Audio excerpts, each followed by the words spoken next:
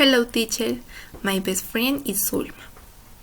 She likes swimming, she likes studying English, she loves eating ice cream, she enjoys dancing, she fascinates visiting those, she likes watching romantic movies, she loves animals, she doesn't like playing soccer, she dislikes vegan food, she dislikes spin rock music, she does like milk, she doesn't like working out, she doesn't like eating fruit,